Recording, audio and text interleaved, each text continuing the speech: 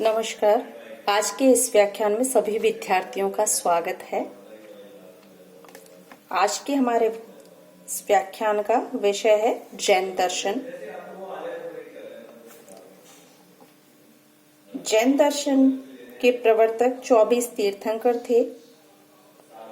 प्राचीन काल से ही इन तीर्थंकरों की एक लंबी परंपरा रही है। ऋषभदेव इस परंपरा के प्रथम तीर्थंकर माने जाते हैं।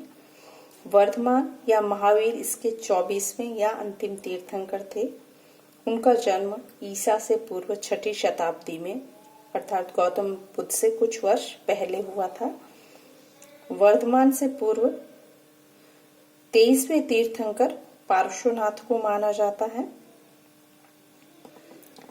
तीर्थंकरों को जिन भी कहा जाता है। जिन शब्द का अर्थ है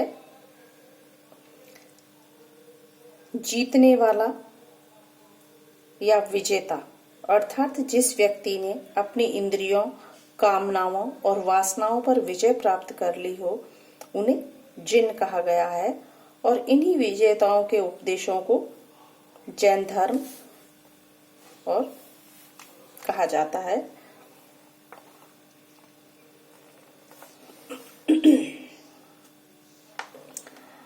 जैन दर्शन में ईश्वर को नहीं माना जाता है। वे तीर्थंकरों अर्थात जैन मत के प्रवर्तकों की ही उपासना करते हैं। तीर्थंकर मुक्त होते हैं। मोक्ष पाने के पूर्व ये भी बंधन में थे, किंतु साधना के द्वारा ये मुक्त, सिद्ध, सर्वज्ञ, सर्वशक्तिमान तथा आनंदमय हो गए। जैनों का ये विश्वास है कि बंधनग्रस्त सभी जीव दिखलाए गए मार्ग पर चल सकते हैं और उनकी तरह पूर्ण ज्ञान, पूर्ण शक्ति तथा पूर्ण आनंद को प्राप्त कर सकते हैं। जैन मत का यह आशावाद प्रत्येक जैन में आत्मविश्वास का संचार करता है। जैन के दो संप्रदाय है, एक श्वेतांबर और दूसरा दिगंबर। इन संप्रदायों में मूल सिद्धांतों का भेद नहीं है, बल्कि भेद आचार विचार संबंधी कुछ गौण बातों को लेकर के है। दोनों ही संप्रदायों के लोग तीर्थंकरों के उपदेशों को अवश्य मानते हैं, किंतु श्वेतांबर की अपेक्षा दिगंबर अधिक कट्टरता से ये बातों को स्वीकार करते हैं या उनमें अधिक कट्टरता पाई जाती है। यहाँ तक दिगंबर सन्यासी वस्त्रों का भी उपयोग नहीं करते हैं। श्वेतांबर सन्यासी श्वेत वस्त्रों का धारण करते हैं।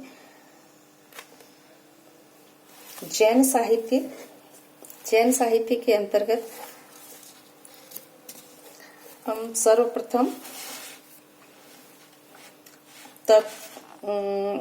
उमा स्वामी का तत्वार्थाधिगम सूत्र महत्वपूर्ण उसमें माना जाता है। फिर सिद्धसेन दिवाकर का न्यायावतार, नेमीचंद का द्रव्य संग्रह, मल्लिसेन का शाद मंजरी आदि प्रसिद्ध ग्रंथ रहे हैं। अब हम सर्वप्रथम जैन दर्शन की ज्ञान मीमांसा के बारे में यहाँ चर्चा करेंगे।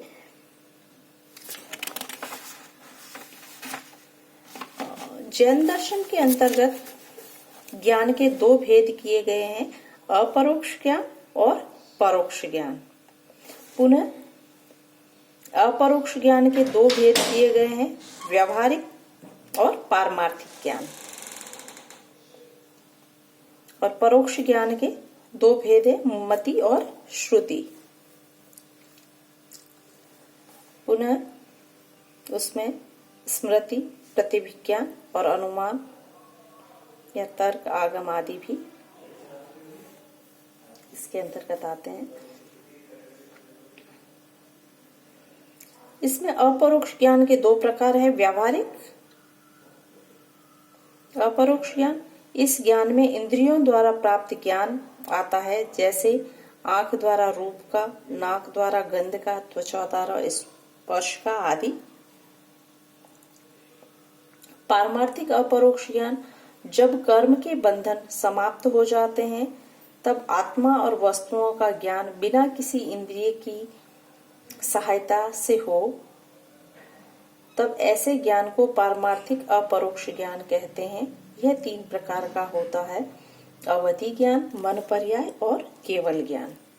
अवधि ज्ञान अत्यंत दूरस्थ, सूक्ष्म तथा अस्पष्ट द्रव्यों का ज्ञान इसमें आता है। इस ज्ञान का द्रव्य, उसका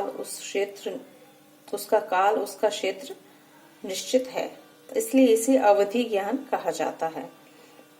मन पर्याय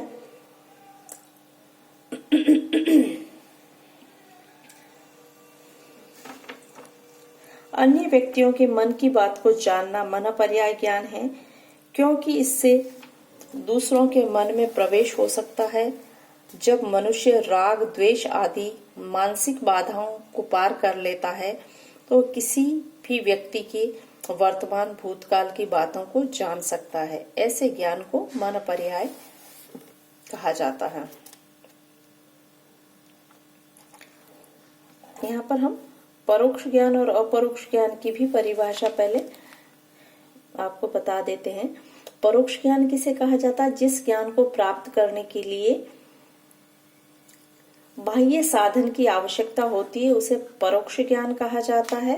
और अपरोक्ष ज्ञान, जिस ज्ञान को प्राप्त करने के लिए किसी बाह्य साधन की आवश्यकता नहीं हो, वह अपरोक्ष ज्ञान है। तो अभी हम यहाँ पर अपरोक्ष ज्ञान के ही जो भेद कर रहे थे, उसमें पारमार्थिक ज्ञान में अवधि, मन पर्याय और तीसरा केवल ज्ञान। केवल ज्ञान किसे कहा जाता है? इसका तात्पर्य है यह मात्र ज्ञान या सविकल्प ज्ञान समस्त ज्ञान के अवधारणाओं